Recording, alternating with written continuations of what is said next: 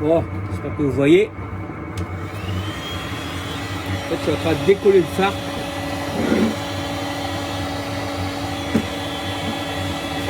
Et devant, petit chauffage pulseur d'air chaud là. Je le mets devant. Ça fait fondre un peu la colle. Je fais tout doucement avec ça. Je le tire tout doucement.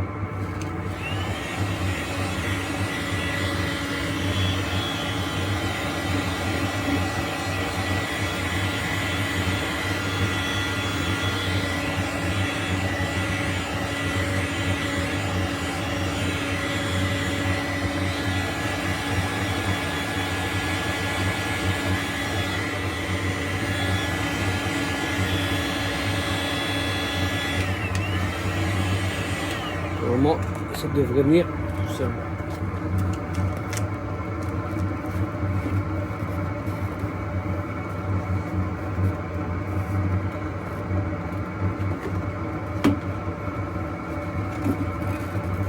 Quand je dis tout seul, il faut un petit peu assister, quoi.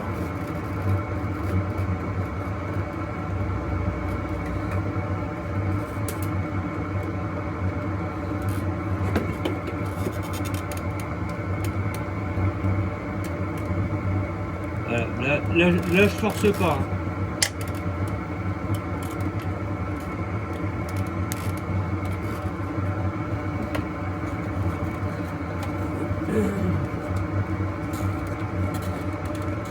Côté. Ah, c'est la colle qui claque. Voilà.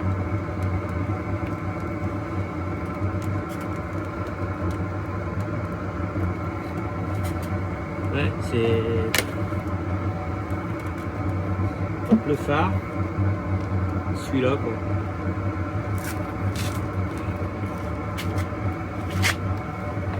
Là, je vous reprends tout de suite.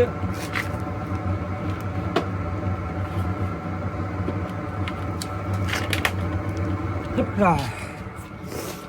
Donc là, en gros, je suis venu avec le chauffage. Je l'ai posé sur un support, je l'ai fait chauffer un petit moment, en tournant tout le temps hein, un petit peu, pour dire de faire décoller la colle. Bon, il y a quelques vis, forcément, sur le phare lui-même. On peut voir... là, il y a une vis. Là, il y a une vis. Bon, il y a plusieurs vis, quoi. Il doit y avoir 4 vis, je crois. Plus la colle. Donc là, ce que je vais faire, c'est que moi, je vais enlever l'intérieur du phare. Et puis, je vais venir avec un nouveau. Qui est là, ici. Dans le véhicule. Donc on peut voir qu'il y a un changement très radical hein. Je vais essayer de vous faire voir comme ça. Bon, ça c'est le neuf, il y a encore l'emballage hein. Ça c'est le vieux. Donc on voit très bien la différence quoi. Je sais pas si vous allez voir, là voilà. Là on voit très bien les différences quoi. Ça c'est, là il est opaque. Et là il est neuf. Bon. On m'a dit oui, il aura fallu que tu le lustres. Je vais enlever ça parce que c'est chaud. Il aura fallu que le lustrer, le polir, le poncer et tout.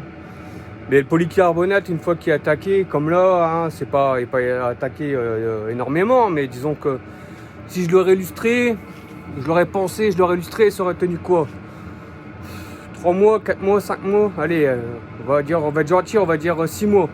Au bout de 6 mois, je recommence. Et il faut acheter le produit, il faut acheter la lustreuse, il faut le temps de le faire. Tandis que là, je change les lentilles complètement. Ça m'a coûté les lentilles en soie. Avec les frais de port, ça m'a coûté 75 €, je crois, une connerie comme ça. 75 € quand je vois le prix de l'optique. Bah, ça vaut le coup de le faire, quoi. S'il dure aussi longtemps que ceux d'origine, c'est bien, même s'il dure, allez, 4 ans ou 5 ans. À ce prix-là, ça vaut le coup de démonter le phare, de l'enlever et de le remettre, quoi. Le résultat, il est comme ça, hein. Donc là, c'est pareil, ça, je les ai changés, hein. Là et là.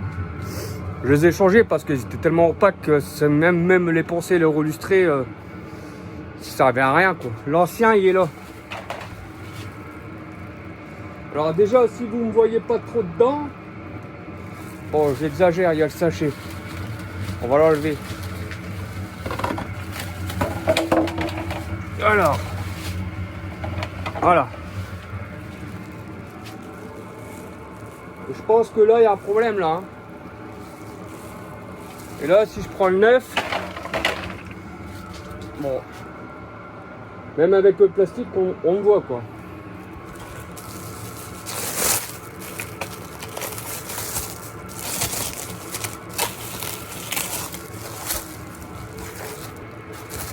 Vous m'excuserez, j'ai plus de main. Bon, on va faire ça. Là, on voit quand même. Là, c'est la moitié du phare, hein.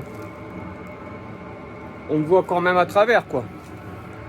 Tandis que l'autre, je vais faire pareil. Bah là, moi, j'ai un peu de mal à voir la vidéo, quoi, hein. Je sais pas pour vous, mais je pense que ça va être très flashant, quoi. Ça va changer la donne, surtout. Un véhicule de cet âge-là, enfin, cet âge-là, il n'est pas si vieux que ça. Mais un véhicule avec les phares comme ça qui sont opaques, quand on en remet des neufs, ça change la donne, hein. Le véhicule est reparé tout de suite plus neuf. En espérant que tout le reste se passe bien. Et je suis toujours en attente de l'expert. Sinon, bah, falloir que j'augmente les vidéos et puis que je fasse plus d'abonnés. Parce que là, il va falloir que je me remonte les manches, quoi. À moins qu'il y aura un spécialiste parmi vous, mais à part Garage William, que je connais, qui est en Martinique, je crois, on le connaît comme ça. Ça fait un peu loin. Et pour celui qui sera intéressé, j'ai un petit... au ralenti, j'ai comme si que le moteur il voudrait caler, quoi. On voit qu'il boite. Donc comme c'est une boîte automatique, forcément c'est pas pareil qu'une manuelle, hein.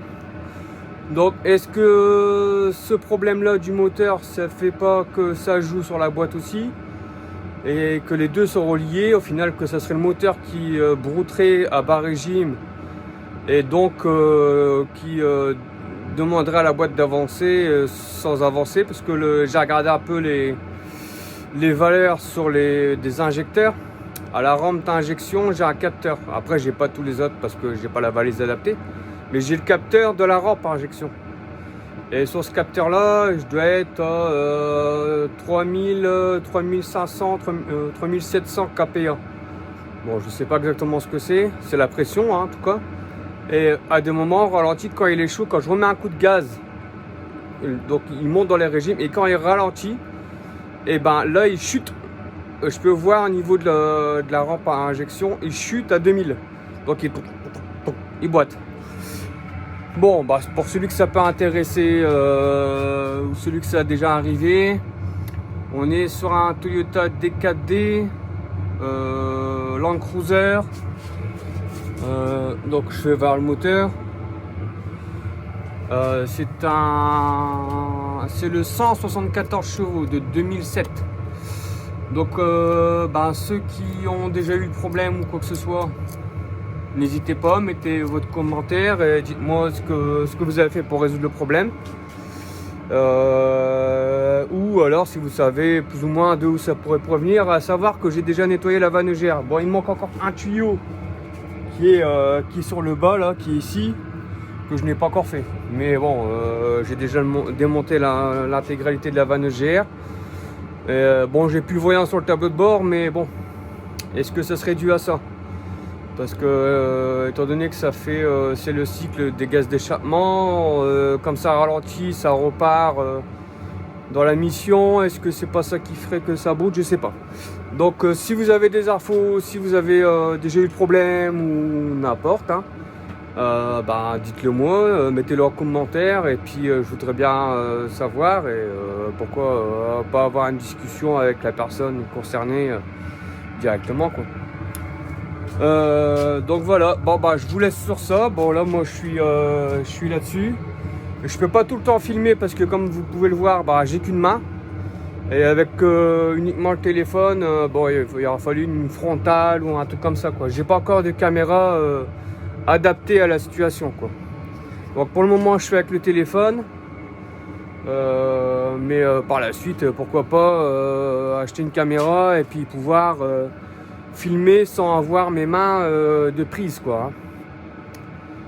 Même sur un trépied ou une connerie comme ça, le poser, mais après poser c'est bien, mais si je suis là-bas au fond et puis que la caméra elle est juste là, bon c'est pas génial, quoi. Donc bah voilà. Je vous en dis plus dès que je peux. En tout cas, bah merci d'avoir regardé cette vidéo. Et abonnez-vous, surtout abonnez-vous, c'est très important, abonnez-vous. Plus il y aura d'abonnés, plus il y aura de visibilité et plus je pourrai me consacrer aux vidéos et voir pour les montages. Ça sera pareil, il faudrait que je vois pour un monteur ou alors qu'on m'explique, un youtubeur qui m'explique les démarches, là, comment on fait exactement, quoi. Bon bah voilà, je vous en dis pas plus, sinon ça va durer des heures. Tenez-moi au courant. N'hésitez pas à aller mettre des commentaires. C'est là pour ça, hein. Positif tant qu'à faire, hein. Tout ce qui est terre, tout ça, bon, de toute façon c'est bloqué. Mais ouais, tenez-moi au courant. Et puis moi je vous fais voir l'évolution des choses. Là le bas de caisse gauche il est fini aussi. Et je vous montrerai ça plus tard dans une vidéo.